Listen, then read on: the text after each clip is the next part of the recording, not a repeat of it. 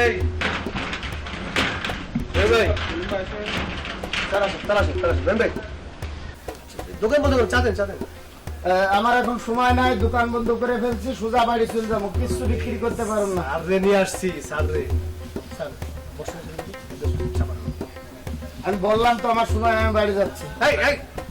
তুমি কোথায় নিয়ে আসছো আমাকে? এসব আলতু ফালতু লোকজনের সাথে কেন পরিচয় করে দিচ্ছ? আমাকে টাইম আছে?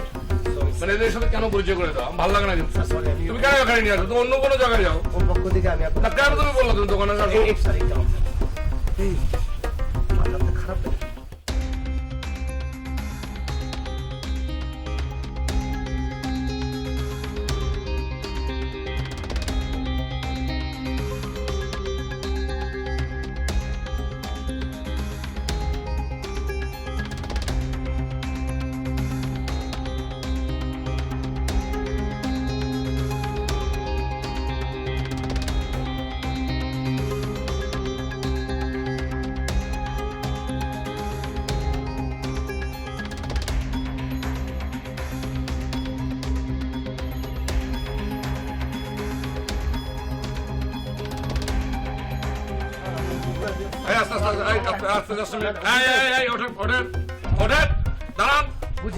আপনাদের সমস্যাকে জানেন?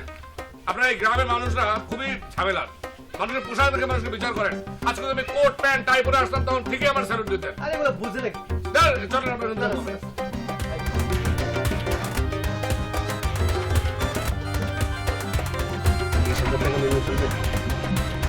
আপাতত 20,000 লিখে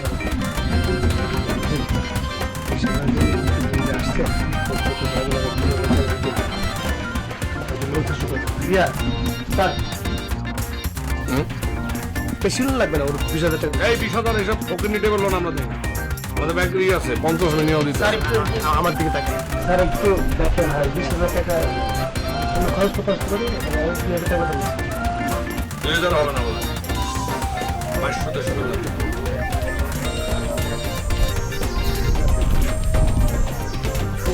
পয়সা কি আছে আসেন আমি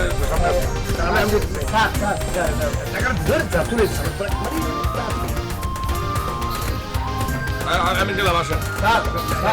ঠিকানাটা ও ভাই ভাই